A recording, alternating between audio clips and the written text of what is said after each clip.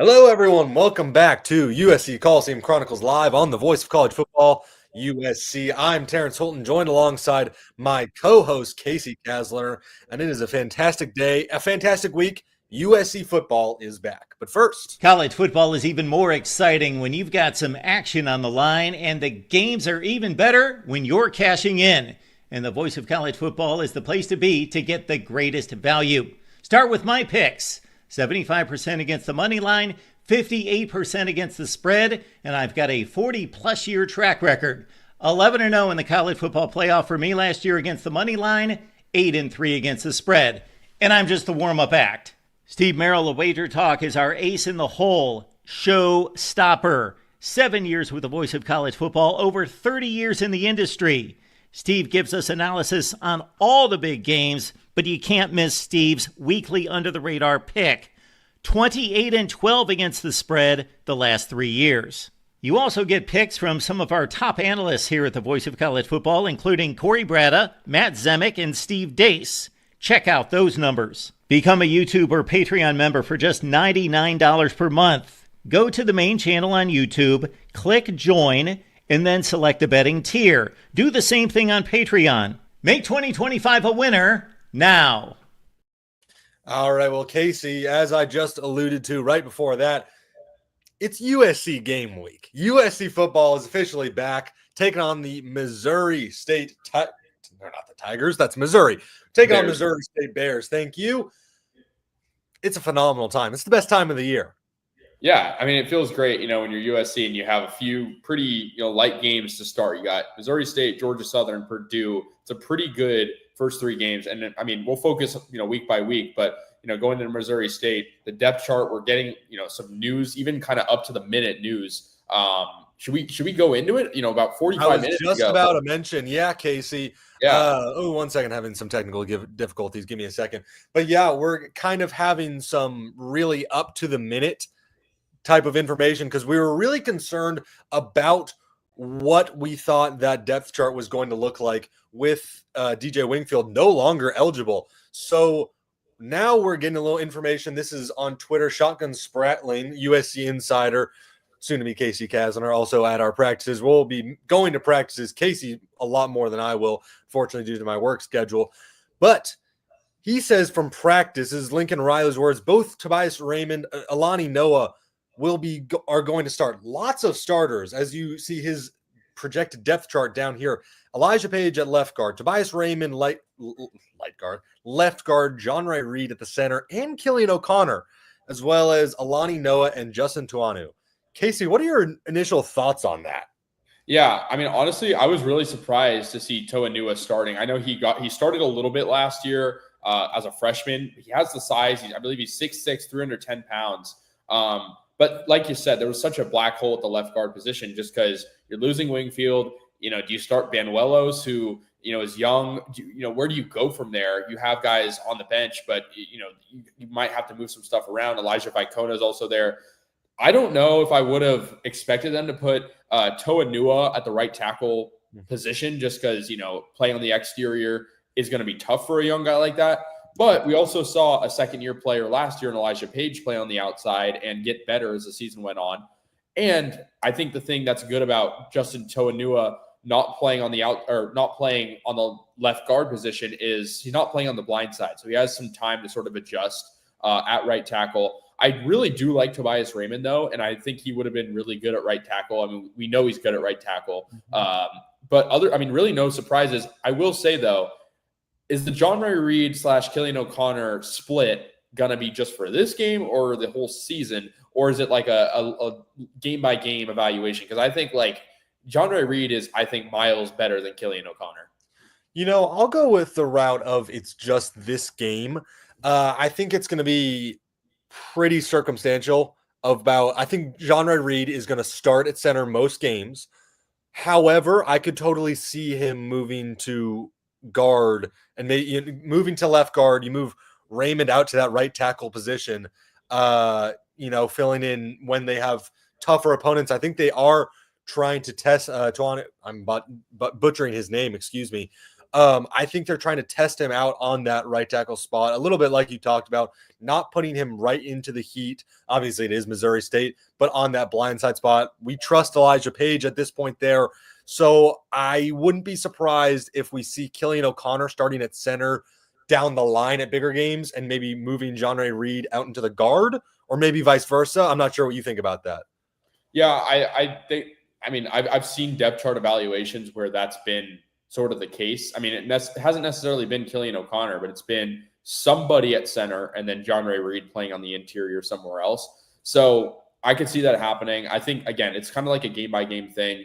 2 years ago, we saw how much better Jonah Monheim was, and it was a similar thing. We could see him move around when Justin Dedich was playing center. So I think really Lincoln Riley has trust in his veterans on the O-line, and I know John Ray Reed's obviously first year at USC, but he has a lot of experience. So that's something to keep tabs on. And let's remember that this is Jaden Maiava starting week 1, not Miller Moss, as opposed to last year. So, you have a lot more flexibility. I know Maiava, when he's under pressure, he tends to make bad decisions, but it's not like Miller Moss where he can't move at all. So I think it's big. This is a good question. How much does the center depend on the QB's preference? I do think, obviously the most important connection to have on the field is probably that center and quarterback connection, making sure they're in sync at all times. So I do think there is a certain level of talent, though, that you're not getting with O'Connor that you have with Reed. That guy's a 4-year starter versus Killian O'Connor. Obviously, talented player, played well in that Texas A&M game. However, it's a lot less experience, and center is a position personally, I think, probably the second most important on the offense. Probably. I think so, right? Yeah. I think it is one where you need a lot more experience. And that's, once again, it's not discrediting Killian O'Connor. John Reed is just so much more experienced than him. I want to ask you, Terrence, last year, I mean, this is a pretty similar O-line we saw last year. Obviously, Mason Murphy was starting. How much better has this O-line improved, in your opinion? Dude, it's tough to say. I'm not going to lie. Because Jonah Monheim was obviously a massive part of that. He was playing pretty well in the preseason. I saw for Jacksonville, one of the few guys not giving up sacks of those later round picks, those later round offensive linemen. I don't know. I should have seen his status because cut day was recently. I didn't see if he made the final squad or not. But he was obviously instrumental for that offensive line. I think Elijah Page is going to be a lot better. I like Tobias Raymond a lot. John Ray Reed, Alani Noah is good. It's just the problem is, one of these guys, whether it's Tuanu or Killian O'Connor, I once again apologize to Noah. I'm botching his name every single time.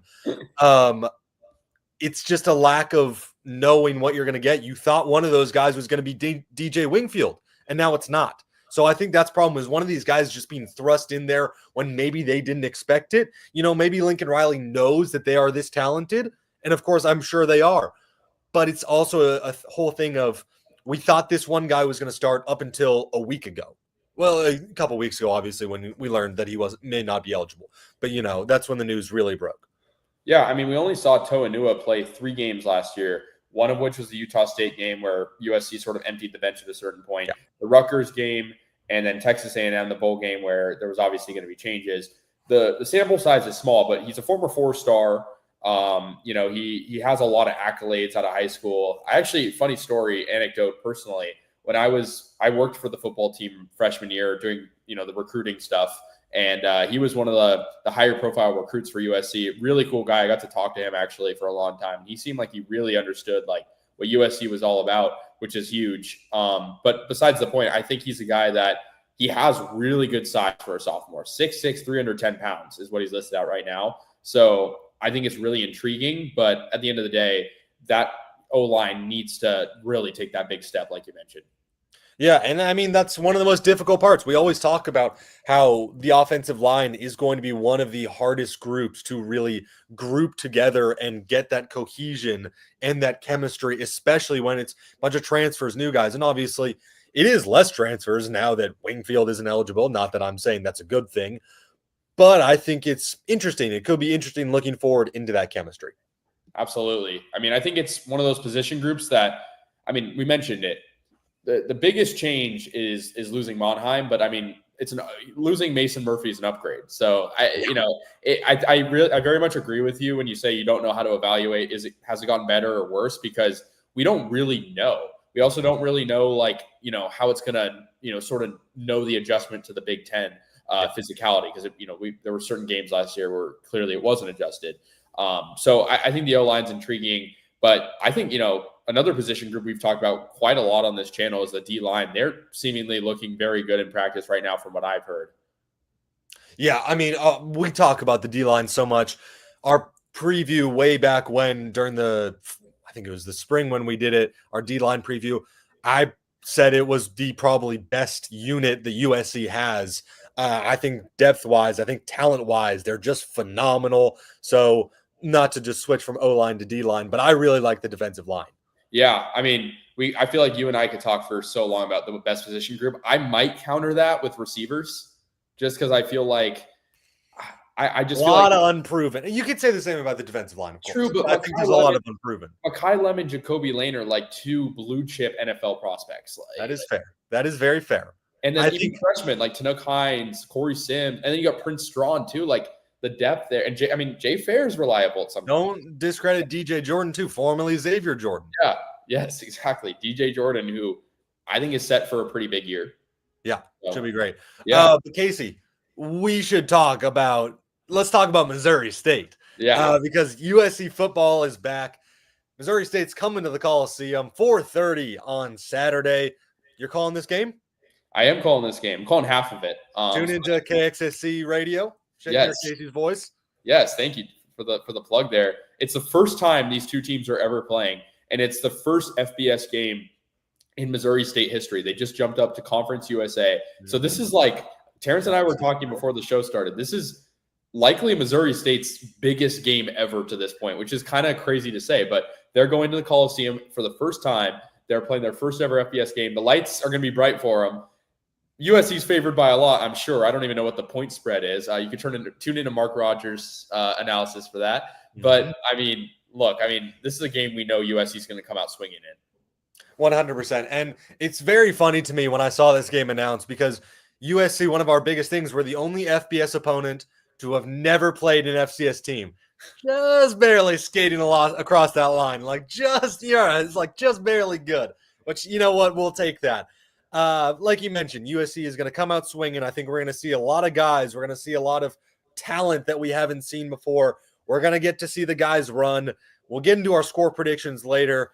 Casey, we think USC is going to blow Missouri State out. Who are you looking at on that Missouri State side, though, who you think could maybe deal a bit of damage, cause a little trouble to that defense and offense? Yeah, they were a team that did pretty well last year. I know FCS landscape is different, but they had a winning season last year. But they've had a pretty rough record. Pretty much 500 since 2020, but still it's been a rough team. Jacob Clark, though, is an intriguing prospect, because I know he's sort of under the radar NFL prospect, kind of. I don't think he's getting big eyes, but Jacob Clark, I believe he's 6'6". And so he has that really big height. I know some sites have him at 6'5", some have him at 6'6". So I'm not sure quite what he's listed at for 2025. But, he has some pretty good returning receivers. Jamarie Robinson is probably his biggest one. But I'm looking at Jacob Clark. I think really the Bears are going to be throwing a lot. I think they're going to be trying to take those big shots. They know that they were paid a lot of money to play this game. They're going to try to get their money's worth, if we're being honest. No, you're probably right. They want to try and they want to show that they belong in the FBS and that they belong in the CUSA. Jacob Clark definitely is that X factor for them. He's a good quarterback. He threw for 26 touchdowns last year. That being said, one touchdown against those top FCS teams. I'm talking about the South Dakota State, North Dakota State, and Montana. One touchdown combined against those teams. Now, he wasn't terrible, to be credit. And in fairness, I didn't watch a ton of those games. I watched the South Dakota State game. I actually did. I didn't watch, and of course, they got blown out in that game. But I did not watch the North Dakota State and the Montana game. So maybe he played a lot better than the box score shows. So I'm not going to discredit him there. That being said, I just mentioned the defensive line. I think this is a game where they have to show that they can get after the quarterback. They have to show that they can stop the run, because those were the two problems last year. We always talked about how USC could not get pressure on the quarterback. It didn't seem like they were ever hustling, ever worrying the quarterback. They need to get pressure on Jacob Clark. They need to sack him. I'm talking at least 4 sacks. I don't think that's crazy to say. And I need to show signs of life. I don't need to, I need to see that this is a at least competent defensive line, because I think they're better. I think D'Anton Lynn's great. I think Coach Henney, I think they're fantastic. I want to see them dominate this game. That is what I want to see. 4 sacks would be what, like half of the amount of sacks USC had in 12 games last year or something like that. That's You're probably right. I have a sort of a 2-part question for you, though. We know USC is very likely going to win this game, and very likely by a significant margin. But the first part of the question is, what's a true win for you outside of the scoreboard? You mentioned sacks, but is there something else? And then the second part of it is, and when I mean true win for you, what do you want to see that is really going to make you, confident about this team going into week 2? The second question is there a player or personnel group that you really want to see break out, or do you have a prediction for a breakout potentially? Okay, yeah, I'll answer the first part first. True win. It's hard because it's a practically FCS team they're playing, so you're not going to get much. I want to see 6 points or less, and I know that's going to be difficult because at a certain point you're going to put in the very young guys and all sorts of that stuff. But that Utah State game, we saw that was the first. I can't think of the word. First score game they held their opponents scoreless in over 10 years. Yeah, it was a UCLA game. It was 50-0 the last time they did that. I want to see that again. I want to see that was when I knew that the defense was great. I saw them against LSU, and they did impress me very much so. That was a high explosive offense for LSU, and they were good. The Utah State game, that is where I was like, wow, all right, you know what? I 100% see all the growth they have gone through D'Anton Lynn, because, that San Jose State game 2 years ago, 56-28. I was like, I knew the defense would be bad. It was like, wow, okay, this is nothing's changed at all. So when Nick Nash had that insane touchdown. Good point here, though. Yeah. But Gixxer Squad says true win, strong defensive performance, no major errors behind quarterback, no interceptions, and I'd like to see read progression and no 3rd and 7. I love that. Yes. Casey, before I let you take over and give what your true win is, completely agree with this. I'd like to see Maiava. I don't even want to see anything special. I don't care if he throws for 400 yards and 4 touchdowns against Missouri State. I want to see him making good throws. I want to see him not panicking in the pocket. I want to see him making good reads. That is what I want to see from Maiava.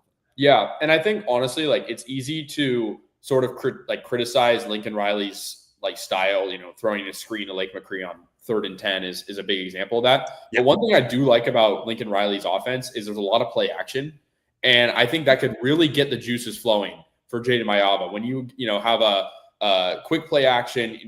By the time you do the fake handoff, Jacoby Lane's already way down the field. I want to see him going for those deep balls.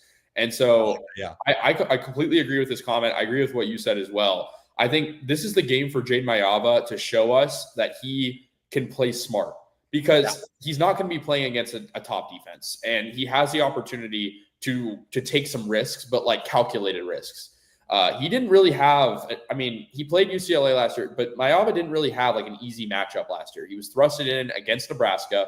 He played against a UCLA team that obviously wasn't good, but still have Carson Schwessinger. They still have J. Michael Sturdivant, who destroyed USC last year, and Harden. They had some weapons that were really, capitalizing on USC's mistakes. So I really want to see Jaden Maiava limit those and show us that, hey, I'm not a quarterback who makes bad reads. I'm a guy who can find receivers in stride. And I think it's also a test for Lincoln Riley to show us, let some of these things, like I mentioned, throwing a screen to Lake McCree on 3rd and 10 or not running the ball at all. I want to see running backs get involved. I want to see Wayman Jordan, come out and fire on all cylinders. I want to see him, punch it up the gut. I want to see Brian Jackson get in there as well. And I think the one guy I did want to mention as well is DJ Jordan, because we haven't seen him really at all. We can assume that USC is going to be up by a lot at halftime. And I think to sort of modify what you were saying. I think if a win for me is, 6 points or less by the end of quarter 3 or even halftime, because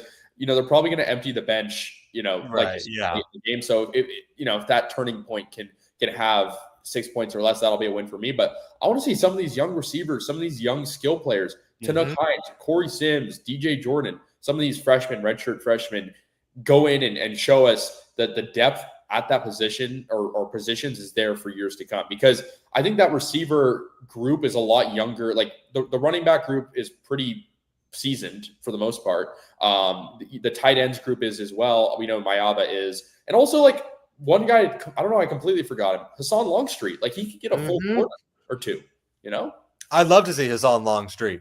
Yeah, I mean, we've seen a bunch of stuff that is like Jaden Maiava and Hassan Longstreet are going to be in a season-long quarterback battle. Let's see it. I mean, sure, maybe it's not true. Maybe it's just trying to, I don't know, put some fire in Maiava. But let's see it. Let's see really how talented Hassan Longstreet is. We never saw Malachi Nelson, for obvious reasons, recently named UTEP starter. But I want to see Hassan Longstreet because this is a guy who we think is going to be the future of USC football. Him, maybe it's Jonas Williams. If he comes out and stinks, obviously it's very early, but we'll be able to see those traits. We'll be able to see a little bit of, okay, this is where you can improve. This is what looks great. That is what I want to see from Hassan Longstreet. And what was the second part of what was that second question you asked me? Because I already forgot it. Yeah, so you answered the part about what's considered a win to you, and then like which players do you really want to see get action in more time? Do you foresee a breakout kind of thing? Yeah, just mentioned Hassan Longstreet. Prince Strawn, I want to see that guy. That is a guy who has all the intangibles. He's like 6'5", long, lanky guy. He was telling me at the USC Media Day about the first touchdown celebration he wants to hit, kind of like the salsa, like Victor Cruz, a little throwback. Yeah. But I want to see him. He was kind of buried behind an Ashton Jeanty Wren offense because Max Madsen couldn't throw the ball that much. And why would you? You have Ashton Jeanty. But I want to see him. I want to see what they'll do with him on the goal line. I talked about months back how I think a package that has Lake McCree, Jacoby Lane, and Prince Strawn, all guys who are long, lanky, that's going to be really hard to stop on the goal line. I want to see what he's going to do, how he's creating separation. So that is what that's a guy who I really want to see, I'd say. Yeah, don't get me wrong. I don't want USC to be kicking like a lot of field goals at all in this game, but I think it will be exciting if they do to see Caden Chittenden come out. I mean, USC has not really had a consistent kicker in a long time. So I think it'll be interesting to see. We also don't want them to punt either. But it'll be hard to back. I mean, USC was one of the best punting teams in the country. They were arguably the best. I mean, we had Andy Chaplitsky. Yeah. I mean, they were the best punting team in the Big Ten by, net yards. And I think top 10. I don't know if that's depressing or great because, that was Iowa's award. We always give that to Iowa. Yeah. You have a point there. But Sam Johnson, I believe, will be the starting punter this year. I mean, the depth chart's not out, but all signs seem to say that's who it's going to be. So, I really think like we kind of touched it all. I think there's so many position groups that are going to be really looked at closely this week, even though it's not like the most critical week per se. But I mean, we go back to Longstreet. USC is playing 3 teams that are not going to be good. I mean, they're playing Georgia Southern. They're playing Purdue that's on an 11-game losing streak going into this year. Yeah. Hassan Longstreet could get his first road action against Purdue. Like, he could realistically play a couple drives. Yeah. 3 games of Hassan Longstreet, then shut him down for the red shirt. I'm a fan of that. Not opposed to it at all. And I mean, hopefully that allows Maiava to not take, a huge beating either early on in the year where he can be energized and the O-line can improve and, against some of these weaker defenses. Especially going into that stretch there, where they have Illinois, Notre Dame, Michigan. Not in that order, but yeah, that's what you want to see. Yeah, I agree with that. Casey, really quickly, because we are going to do our final preseason polls, predictions, and hot takes about what we have for the season. Really quickly, though, your jersey's looking pretty good. What number is that? I can't really see it. It's number 24. I think that when they released the throwback jerseys last year, they made it for 2024. But speaking of merchandise, I was going to say, you're looking pretty good. You know what else looks pretty good? USC, the voice of college football merch. Look at all this. Got trucker hats, camo. We got dad hats. We got t-shirts in beige, black, red, yellow, all of this stuff. These are fantastic merch. Casey, we're going to be wearing some at some point. You look great right now. Don't get me wrong. You look great. Likewise, buddy. Likewise. Thank you. In my Juju jersey. Jersey. Exactly. But if you want some game day merch, if you want some lounging merch, we got crew necks, we got polos, all sorts of that stuff. Head to the Voice of College Football store right now. I'm posting it in the comment section. And use code ZOCFB USC and you at checkout. It's fantastic. We love it. And go ahead and do that. Casey, any more thoughts on our fantastic merch? It looks great. If you want to support us and support USC football, it's a win-win. 100%. All right, I'm posting that in chat. Anyone who wants to check that out. All right.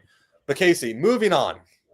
Our final preseason prediction. Oh, I realize. Hold on 1 second. I messed up the link. Hold on. Casey, final preseason projection. Yeah. We talked about Missouri State. Let's talk a little bit about the rest of the schedule as a whole. How about that? Yeah. I mean, I think this is definitely we've talked about it so many times, but this is a schedule that is, I think, very polarizing for USC fans because there are some games on here that are very winnable, but there's also some games on here where you're like, okay, USC should win this game. Like they should win at home against Michigan. They should win on the road against Nebraska, but is that actually going to happen? Yeah, and let's take a look at the schedule right here. You know, we've seen it a million times at this point. I do like how they have some of these kickoffs already done. Yeah. It's funny, the Notre Dame one already at 4:30 because that'll be the NBC game. But Casey, let's talk record prediction, and anyone in the comments can chime in on this. More than happy to of what they think, whether they disagree or agree with us. Let's go through it game by game. All right, you know what? Actually, let's chalk up the first two as wins. Can we do that? Yes, I'm very with you. All right, Missouri State, the borderline FCS win, the Clay Helton Bowl win. How about that? Yes. Can we do that? Yes. Can we do that? Okay, good. We'll talk more about that game next week. Obviously, we'll get further into that. Clay Helton's return to the Coliseum. I wonder how that'll be perceived. That'll be funny. But they get into Big Ten play at Purdue. Barry Odom's team. Is it the longest losing streak in college football? It's 11 games. I mean, it might be. It should be. It probably is.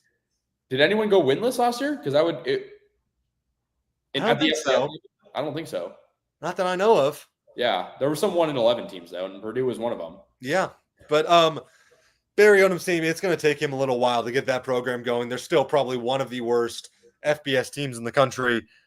I'm not the most worried about this game. I can openly say that. I think it'll be interesting to go to this game. Purdue isn't an unhostile environment. It's definitely not definitely not an easy place to play.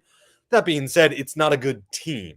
So I do think it will be interesting, but I still think USC wins by a couple touchdowns. Yeah, I agree. I mean, it's just funny thinking about it because we know USC will be favored in this game, should win this game. But then I'm not saying I don't think they're going to win, but you think about last year, USC did not win a road game outside of Los Angeles last year. So, they won in Vegas twice. I don't count that as a road game. Oh my gosh. Yeah. It's like they lost at Maryland. I think they're beating Purdue. Don't get me wrong. And I think they'll win by multiple touchdowns. But you just think about it. They have not won a road game outside of LA. That's just crazy. Since 2023 season. That's just crazy to me. Crazy.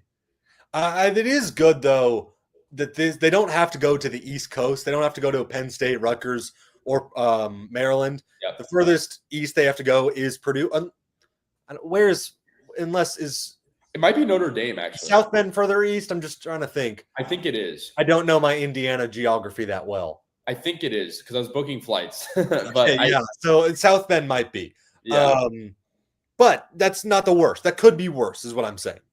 I agree. I mean, yeah, let's just assume they're 3-0 at this point. Okay, 3-0. 3-0. Come home for Michigan State. Dare I say, trap game. Is that crazy to say? It's not crazy, but I don't think Aiden Child's all that good, and he doesn't really have many weapons. I disagree. See, because I think it's that mentality why this is a trap game. Okay, sure. Okay. Because I do think that everyone is just kind of chalking this up to a USC win, and I do think they'll win this game. That being said, coming off at Purdue, I don't think you can sleepwalk into this game at all. Yeah. Because, last year, everyone was super high on Aiden Childs. He wasn't that good. Granted, he was fine. He was very fine. I think everyone has jumped off the train on him a little too early. And you mentioned no weapons. Nick Marsh would have been the best freshman Big Ten receiver, if not a guy named Jeremiah Smith. He's fantastic. No, I acknowledge that. I just say he doesn't have many weapons. Okay, fine. He doesn't have many, but I think talent-wise, I think Nick Marsh is up there with one of the best receivers in the Big Ten. I don't know if I can call it a trap game because USC, to their credit, played really good at home last year. They almost beat Penn State at home. I know it's almost won, so almost it doesn't Penn State, almost beat Notre Dame. What was it? I guess those are the two hard ones. Those were the only really. I mean, they beat Nebraska, which I guess that wasn't that hard, but Nebraska is a decent team. With that being said, I could see it being sort of a trap game, but I still think they could play really bad and still win by 3 USC in this game. I think they're better. And like I said, I think they're going to win. I think they will. I am just saying, after the first 3 slate of games, I definitely don't think you can sleepwalk into this game. That's all I'm kind of trying to say. I'm with you on that. I'm with you. I think, you're coming home after a pretty significant trip. And also, I mean, we didn't really look too much at this, but you see after the Georgia Southern, they have 2 weeks off. Or no, sorry. No, they don't. I'm looking at the wrong. They don't. After Illinois, they do. Sorry about that. Yeah, I was looking ahead. So, with that being said, though, to my point, you want to, you have to really take advantage of that rest. But I mean, I think it helps having 3 of your first 4 at home. And with the one trip being, like you said, it's not the easiest environment, but it's not it's not you're playing at Happy Valley. So, I think I could get behind the take that this will be a sloppy game for them potentially, but I just think at home, I don't see them not winning. So I'm going to say they're 4-0. That's fair. I'm also going to say 4-0. Like I said, I think they're going to win. I just don't sleepwalk into the game, Lincoln Riley, which is it's a big but this is where the schedule, it really ramps up. And we talk about all the time the hardest schedules in college football. You look at lots of those SEC games. This is a really tough stretch because the Big Ten probably top to bottom is probably worse than the SEC. The top is really good though. Way better. Is really good. Way better. Yeah. So this is where you're playing some of those top teams right here at Illinois. That is, everyone is chalking this up as probably a USC loss. Yeah. I don't want to hear your thoughts before I go any further. It's really tough because it's going into the year, I felt like when the schedule came out, a lot of people didn't really chalk this up as a loss, but I think now just learning more about Illinois and knowing how they played last year. I mean, Luke Altmaier is a very good QB, had nearly 3,000 yards last year passing. They're returning, I think, a pretty significant. I mean, Pat Bryant was a very good receiver last year, just shy of 1,000 yards, I believe. He is returning, I believe, this year, if I'm not mistaken. I hope that's not wrong. But my point is, their offense can come out swinging at home. They had some really good receivers last year. I think this year having Altmaier back is going to be huge for them. He's a guy who's going to be playing on Sundays. His touchdown to interception ratio last year, 22-6. That's pretty good. That's up there in the country. I mean, that's it doesn't get much better than that. So with that being said, I don't think USC is winning this game. I'm going to say it flat. Yeah. I think it's the first loss of the year. When we first started doing this, people got angry that we suggested USC might lose this game. And I kind of got to agree with you. I think that Luke Altmaier is a good quarterback. I think Brett Bielema is a great coach. I like the transfer receiver, Hudson Clement from West Virginia. I think they're a talented enough team.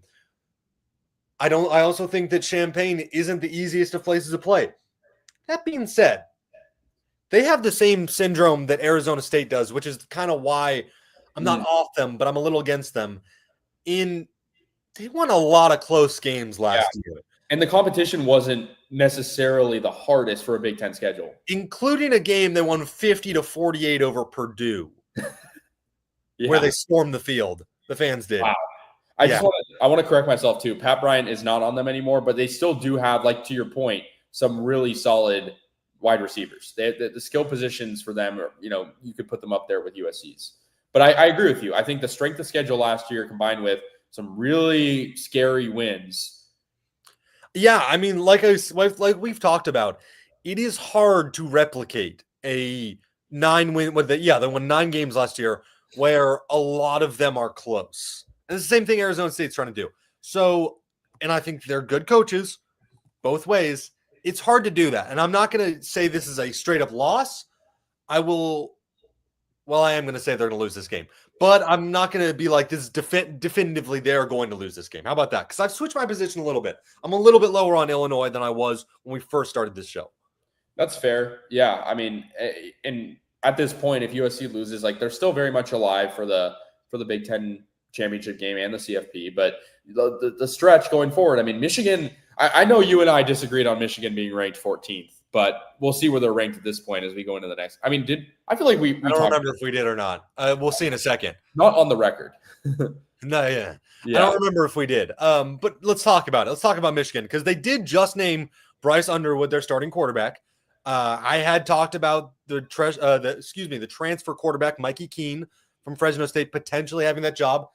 Not true. Of course, it does make sense. They're starting the $12 million man. Casey, remind me what we disagreed on, because I don't remember your position on Michigan being ranked. I thought they were ranked too high, because I really don't think they. And I agreed with you. Yeah, I mean, but I think we texted at some point is what I'm saying. My point here with Michigan is, you look at this matchup from a week 0 perspective. It's an unranked team versus a ranked team, but I mean, Michigan could have a few losses at this point. I think Michigan will be was the thing we disagreed on, that I think Michigan's going to be unranked by then, because I think they're going to be unranked by now. I agree with you wholeheartedly. Okay, then what were you talking about? I have no idea what you were talking about. I don't know. I mean, I think we agreed that they were ranked too high, but yeah, I think it's possible Michigan walks into this game 3-2 with losses to Nebraska and Oklahoma. That's not crazy at all to say. That's very valid. And I mean, my biggest issue with Michigan is you have a quarterback with 0 experience at the college level. He is a 5-star. He was the biggest recruit. But you have a cast of receivers that had hardly any experience too. Their receiving core is barren. It is not good. I don't know who he's throwing the ball to. Yeah. I mean, he's probably going to run quite a bit, make a lot for himself, but he can only do that so many times against USC's D-line. And so I think, USC's back at home too. I think it's a close game. Like, I think it's one that will go down to like the final couple drives, but I think it's like a 34-31, or no, maybe like 34-27 USC win or something like that. Like, high scoring, but like they'll get it done kind of thing. I'll say 28-24, because Michigan, what they can do well is defense. I don't think Sharon Moore is all that good a coach. I think he's just a scapegoat for Jim Harbaugh. And that's something I'm sure our Michigan colleagues at the Voice of College Football would maybe disagree with. But I don't think he's all that good a coach. I like Justice Haynes a little bit, the Alabama running back transfer. But they lost a lot on that defensive side. I mean, they were bad last year. They won 7 games in the regular season and still had, 3 guys in the first round drafted? Yeah, I mean, they had Graham. Grant. Yeah. Will Johnson fell, obviously, but that was because of the injury. I'll stand on that. I think he was a top 5 talent in that draft, top 10 talent in that draft before he doesn't get injured. Yeah. Of course, Colson Loveland, he didn't play really versus USC. But that was an ultra talented team, is what I'm trying to say. And they still weren't that good. So they lost a lot. I am taking a USC win here. I mean, the run game's still going to be good, but at the end of the day, it's not going to be necessarily what it was last year. The sheer depth they had at the run game, because, I mean, love or hate Alex Orji, he was basically a running back. So, they had like 4 running backs that could play against USC. And, so I think USC wins, but like, don't be surprised if this one's a lot closer than it thinks. I mean, think about it, though. The USC defense played so good into the second half until that one run. Like, they were allowing, it was 7 or 8 total yards in the second half to Michigan. And then, what's his name? Signed with the Titans. Broke that. How am I forgetting his name? Wait, on USC or Michigan? Michigan. Kalel Mullings? Kalel Mullings. Yeah. Broke that like 70-yard run, and USC's just screwed from there. Yeah. So you take that out, and of course, I hate doing that because it happened. You can't take it out. You take that out, USC wins that game, and they look fantastic in that defensive side. And I think they win that game, season turns around because they're at that point 3-0 in 2 ranked wins, LSU and Michigan. Michigan, of course, would become unranked, but trending towards an easier side of the schedule. Yeah, and I mean, one final thing on my end. I mean, we can also talk about the refereeing in that game, but that's true. That is true. But I hate doing that too. I absolutely hate doing that. So I'm with you on that. It's just a cop out. That's just a cop out. It sucks. It's something you can't control. It's a cop out. And for people who say like the refs were against them, no one was paying the refs against USC. That just doesn't happen. I mean, I believe their starting running back in that game will be Justice Haynes, I think is their starting. He's pretty solid. No, he's good. I told him I like him. He's good. Alabama transfer, 7 touchdowns last year, averaged almost 6 yards a carry. Didn't have a whole lot of carries either. So I think he's one guy to keep your eye on, but I think USC wins. No, I agree. But then let's move on to South Bend, Notre Dame. We talk so much about what this rivalry is, what's going to happen to this rivalry, where is it going? And there is always just this waning thing of USC doesn't win in South Bend. And that's one of probably the driving reasons for Lincoln Riley. Yeah, absolutely. I mean, it's kind of a different edition of the rivalry because for the 2 years I've been at USC, it's been a Notre Dame veteran quarterback against USC, Sam Hartman, and then Riley Leonard last year. So now it's CJ Carr, who we just don't know what he's going to be like. But then you add in the fact that Jeremiah Love is Jeremiah Love, and their defense is one of the best in the country, if not, it's up there, top 5 probably. Yeah. So, and also just the sheer amount of depth they have on offense, and they're in South Bend. Like, it's just so many things going against USC in general. I don't know how good CJ Carr is. I've heard a lot of. He redshirted last year. I've heard a lot of good things. It seemed like it was a QB battle to a certain extent, as you would expect. But Malachi Fields, though, on offense as well, big addition for them. The ex-receiver, I think he's going to have a big role. Had 800 yards last year, averaging about 15 per catch at Virginia. So I think Notre Dame got worse than last year, losing guys like Xavier Watts, et cetera, et cetera. Kennedy Urlacher even, but Jeremiah Love is a Heisman finalist in my eyes. Yeah. Easily. Yeah, I agree. Yeah. On the receiver side, don't leave out Jaden Greathouse, too. Yeah. It's phenomenal against Ohio State in the national championship game and against Penn State. I think he had that winning touchdown, if I'm remembering correctly. That being said, CJ Carr, you mentioned the untested. He did run Steve Angeli out of town. That's what it seems like. That's a very true point. That is ran him to Syracuse. So, and that was obviously in the spring. So it feels like he has probably had this job for a couple weeks, or for at least a couple months now. Yeah. Before that, I think it's more of a battle, but I completely agree now that it is his job. Yeah, and it is curious. I have a Notre Dame friend who's hyped him up for a while, but is a little skeptical, especially since these last couple of years, it's just been those veteran transfer quarterbacks. You have your Sam Hartmans, your Riley Leonards, 2 guys in the NFL now. I'm not sure if Leonard made the final roster, but the Colts don't have any good quarterbacks, so he probably did. Yeah. But what do we think this game ends up being? Because I think it's still a loss. I really do. I think it's going to be I think it's one of the most hostile places to play in the country. I think it's just a combination of that run game they have, their defense. I don't even think it'll matter that much at the quarterback position.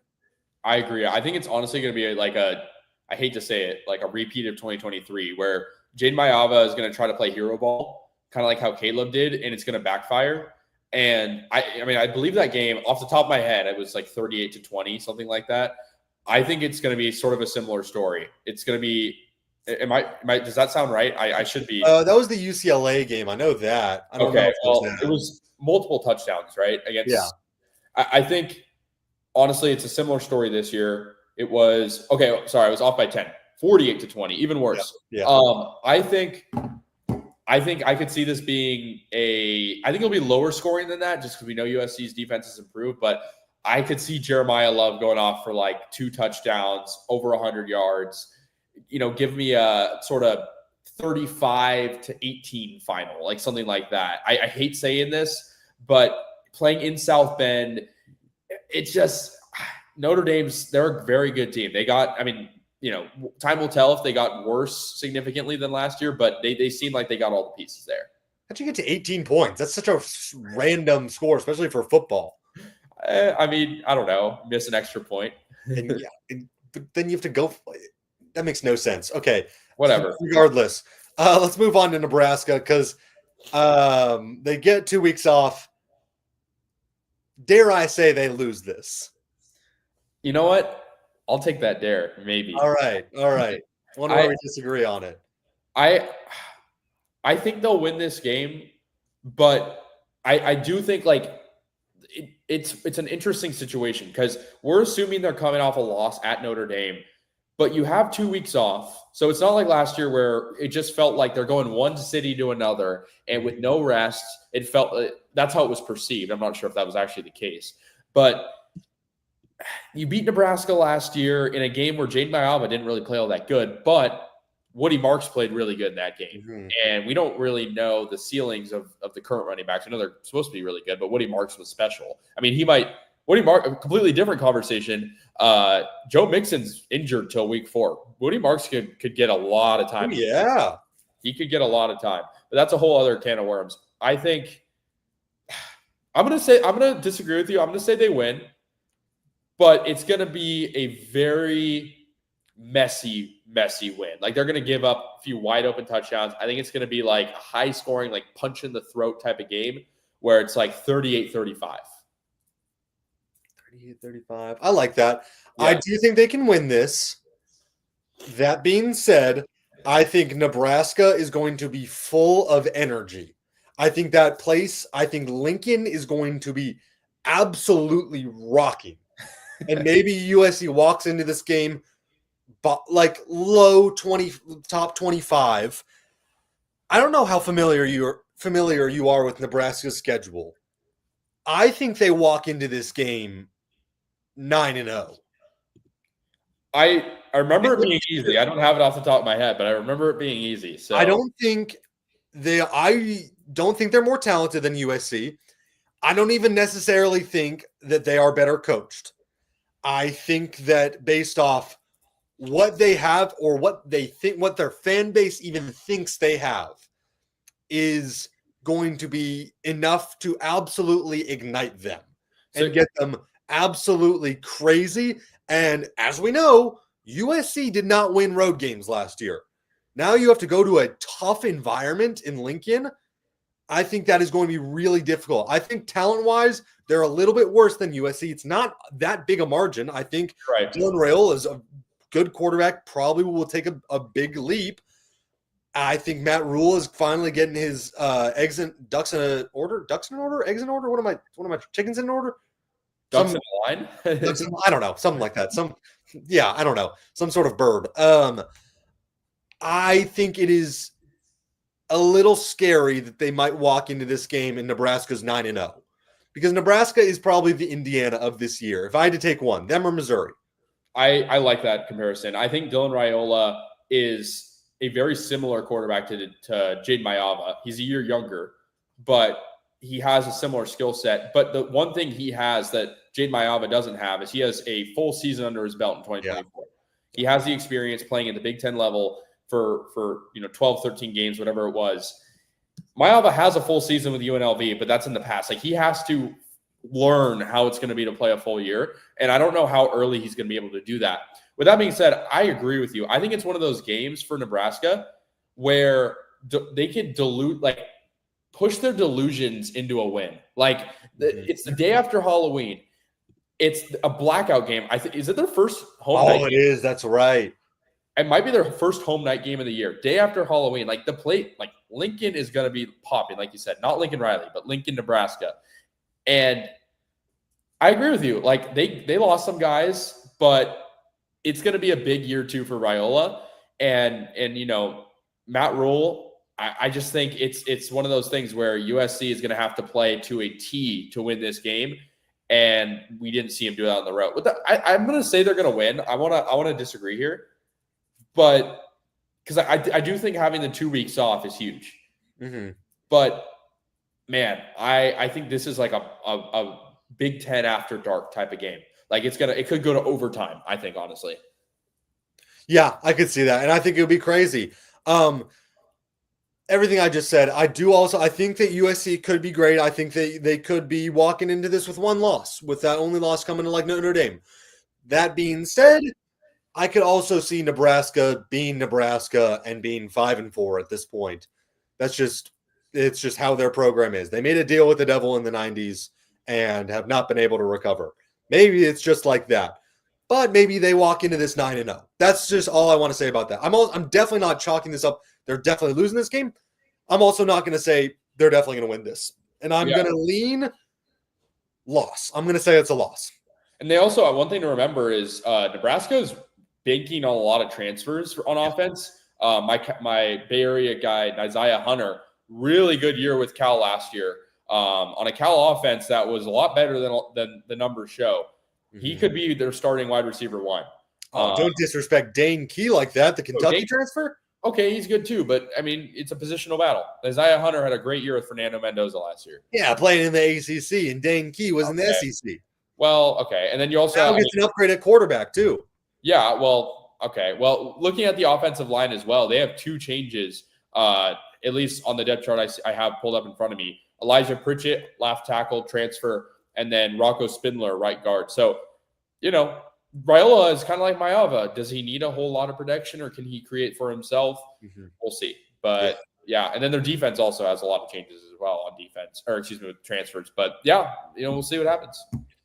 Yeah, but moving on to Northwestern, the Friday night game. I'm excited for this one. Friday night's always fun. That's Parents' Weekend, if I'm not mistaken, here at USC. Yes. I'm going to call this one a win. How about we just say that? Because I think Preston Stone's a fine quarterback. I don't think Northwestern is a good team, though. I'm going to agree with you. I don't think there's much discussion here. Yeah. There's not much to talk about. The only thing good about Northwestern is their stadium, which I'm so super sad I didn't get to a game on the lakeside. That would be fun. But that's the only thing really they have going for them right now. Yeah. And then moving ahead to another game that, might be pretty interesting. Dare I say, another trap game. Yeah. Kirk Ferentz is a good coach. He's been there for so long. He did slight Lincoln Riley, 2 years ago, right before USC joined the Big Ten. He's talking about how they play defense, but they didn't play offense back then. Mark Gronowski's not bad. The South Dakota State transfer, good. I'll say he's a good quarterback, actually. Of course, FCS to FBS, it is, and Big Ten for that matter, is a jump. It's another one I'm worried they could sleepwalk into. I kind of agree with you. I mean, especially, the sort of nerves that could come with the thought of playing at Autzen the week after. And it's a short week, or it's a long week for them, right? It's a long week. I don't know. One extra day. I mean, but that can throw people off. I'm not saying it's going to help or hurt them, but it's just one thing to think about. I think it's just more rest. I guess, but you sort of get in a rhythm. I feel like when you're a player, I don't know. I'm not a player, so I'm not gonna speculate too much. But I mean, you look at Iowa; they have a good amount of returners on their team. They don't have Caleb Johnson though, who one of the better running backs in this class. But it looks like they do have some good depth. Kamari Moulton, who had a pretty solid season as the backup last year. I think he's going to have a big role in this game. I mean, you can't really rely on Mark Gronowski to drive an offense in his first year. They're going to have to be versatile is what I'm saying. I think USC will win this, but I sort of agree with you. I think it's going to be a messy win. I think they win. I think it'll be a lower scoring game. I think it's going to be 25-15. You're all with weird score predictions. Because 15 is a weird number to get to in football, too. It is. I guess it's not that weird, actually. 5 field goals. Wow. That could be very Iowa. I guess it's just a touchdown and a 2-point. That would be, Yeah. I guess it's not that weird actually. Yeah, I don't hate that. I don't hate that. Yeah, I think somewhere in the 24-14 range. It's like something similar to you. Yeah. I don't think that's fair. ridiculous. Big game in Oregon. Yeah, I don't know how to speak positively about this. Oregon is definitely a depleted team, especially from the last 2 years the USC played them. I think they're worse 100% than last year and the year before. I don't know who Dante Moore is going to throw to. I don't necessarily trust him throwing the ball. I think they are a good coach team. I think Malachi Hughes is a good running back, the Tulane transfer. Yes. I think their defense is pretty good despite losing a couple guys. But they're playing in Eugene, a place USC hasn't won since 2011. I think that's right, 2011. I think you're maybe right. It was like Cody Kessler or someone like that. I was barely alive at that point. But barely alive. I was 6 years old. I mean, you make a point, but they still have Gary Bryant Jr., former Trojan. They have DeCorian Moore, very highly touted freshman. They don't have Evan Stewart. Well, I mean, unless he has some crazy recovery, but I don't think he's going to play. Got it. Malik Benson, another transfer receiver. You know who they do have, though? Emmanuel Pregnon. Oh, yeah. He might be hard to stuff through. You know, we know how good he is. We talked about this a little off air. He really did screw USC. He did. Because it's the reason they're in this whole Wingfield predicament. They had to go into the portal, grab someone. I maybe they would have grabbed Wingfield regardless, but they had to grab someone they have less depth. So, yeah, and I mean they didn't even get that guy, so the depth is really it's almost like losing two guys at that point. Two guys who have a lot of experience and have been good. That being said, I am a big fan of Malachi Hughes. He had a very good year last year. To come in and have to back up what Tyjae Spears did at Tulane. He did a very good job filling in those shoes. But you make a good point. Like it's Autzen Stadium. It's an Oregon team that feels on paper a lot, I'd say significantly worse on offense than last year. I mean, Jordan James, Tez Johnson, Dylan Gabriel for what he's worth. But the defense this year, though, is going to be very good. Like undeniably a top 3 unit in the country in terms of D-line, probably. I don't know about the secondary. I mean, a lot of that. They got the Purdue transfer, Dylan Diamond. Oh, yeah. I forgot about him as well. But a lot of that, but my point, though, is a lot of that D-line success hinges on Bear Alexander, too. Ugh, don't care. Do not care. Don't care about that at all. Well, not overly concerned about Bear Alexander. I'm not either, but I'm saying trust me, I'm not either, but I'm saying a lot of the hype around this Oregon D-line has been, oh, look, they got transfers. So, I mean, if it is fraudulent, that'll be huge for USC. What's your sort of score prediction for a game like this?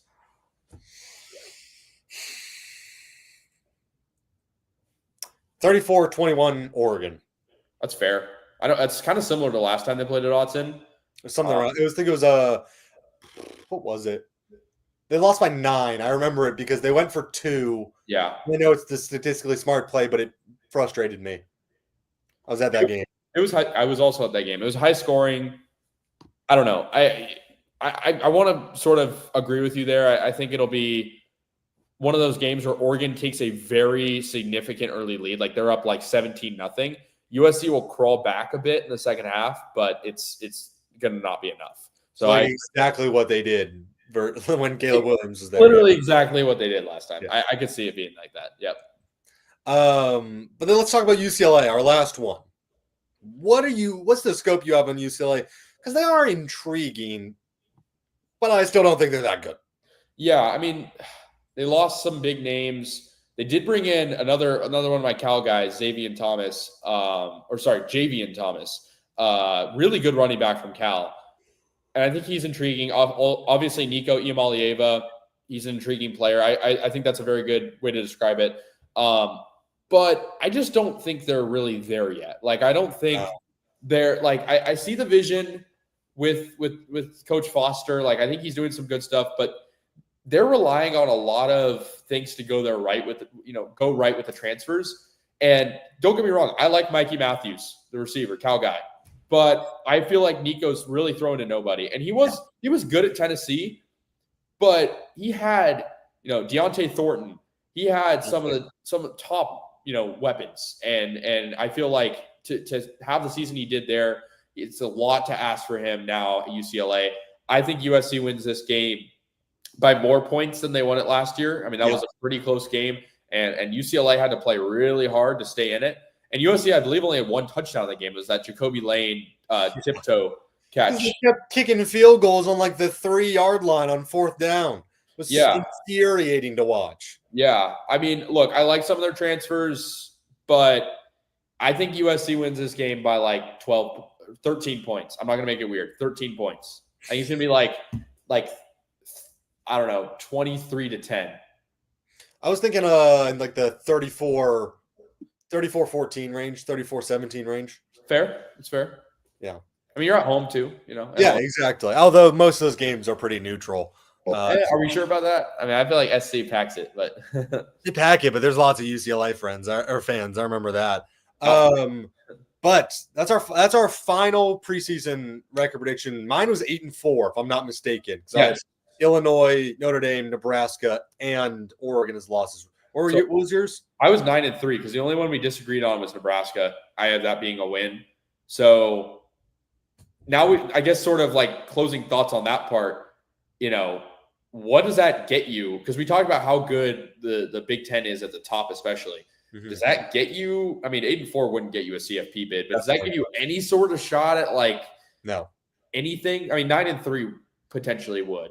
I think it's, and I'm quoting an ESPN article when I say this, it gives time for Lincoln Riley to call in the cavalry, and that's bringing that number 1 class in 2026. That's what I think it does. Yeah. I think that's really what an 8-4 season does. It shows a little bit more faith in the fan base. I think if they go 8-4, I'll be happy with that, especially after a 7-5 and 6-6 season.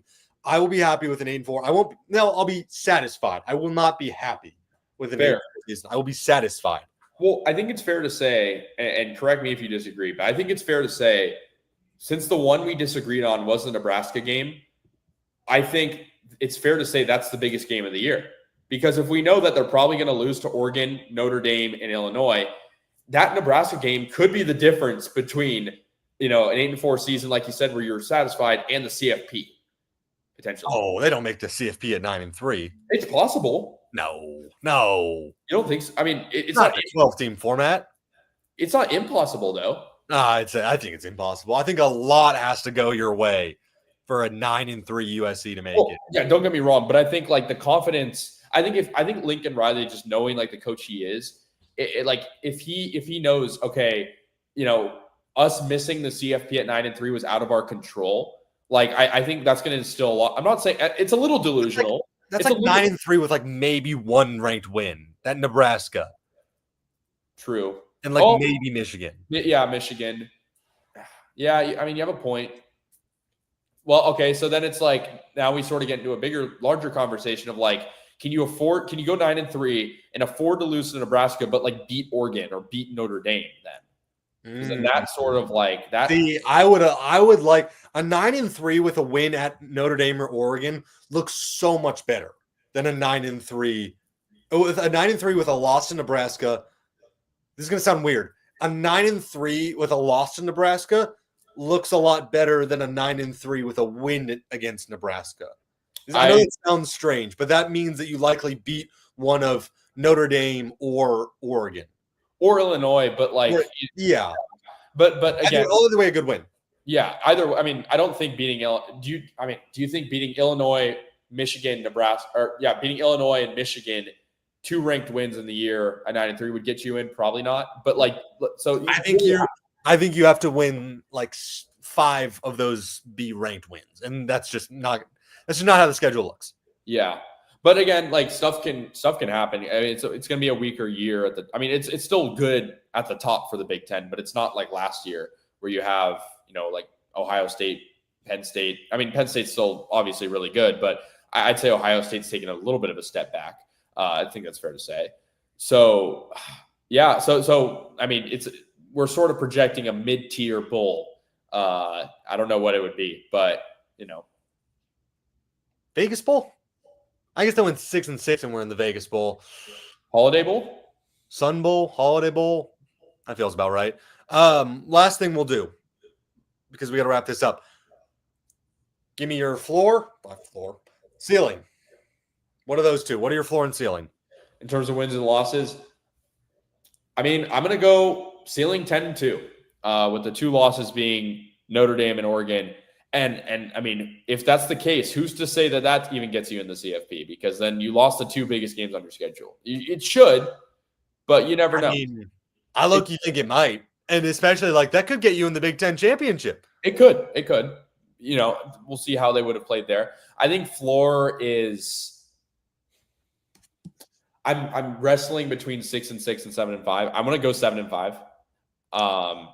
Losses to Illinois, Nebraska, Notre Dame, Oregon, Michigan. I'm going to say, let me count this again. 6-6. I'm going to say 6. Okay. Fair. I think worst case scenario, they lose to Iowa, Nebraska, Notre Dame, Michigan, Illinois, and Oregon. I like that. I think that's the worst case scenario. And I'll agree with 10-2 as the ceiling. Our guy, Chris, love him dearly. One of our favorites. He did say 12-0 and 9-3. And Chris, I respectfully have to disagree with you on that. I can't see a world where they go 12-0 and have 9-3 be the worst they go. I mean, it would have to be like some crazy things going wrong, like, injuries on the other side, which, you just can't foresee that. We know. Or like Jaden Maiava becomes Caleb Williams. Yeah. I mean, you never know. Weird things have happened. So, Casey, let me let you in on a secret. We know. We know.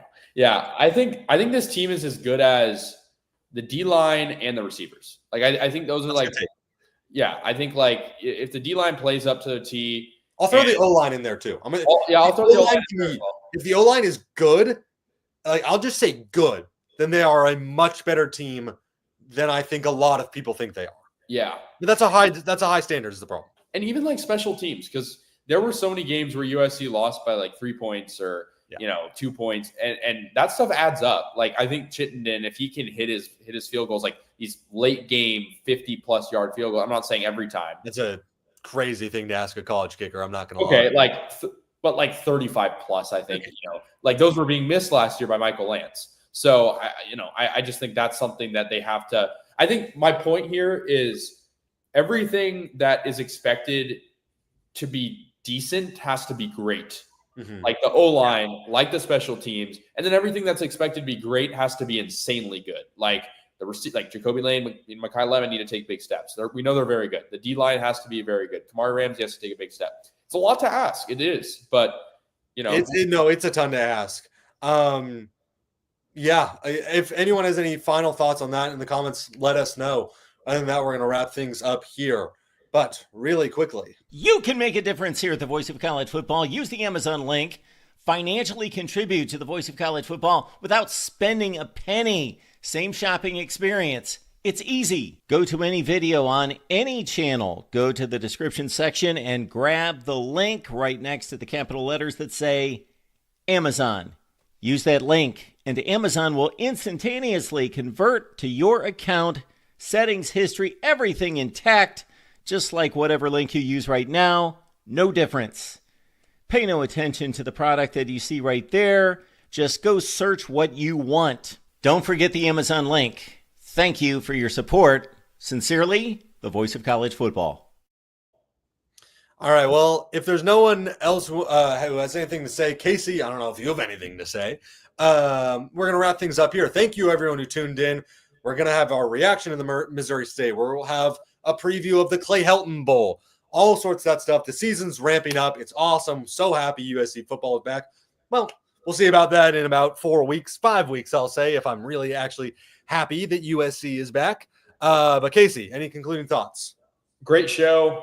One of our first times in a while hitting this hour mark. So appreciate all you guys for tuning in to everything we had to say. Feel like we had a really good conversation. So thanks again. Yeah. That's going to do it for us here at Coliseum Chronicles Live at USC, the Voice of College Football. Have a good one. Tune in next week.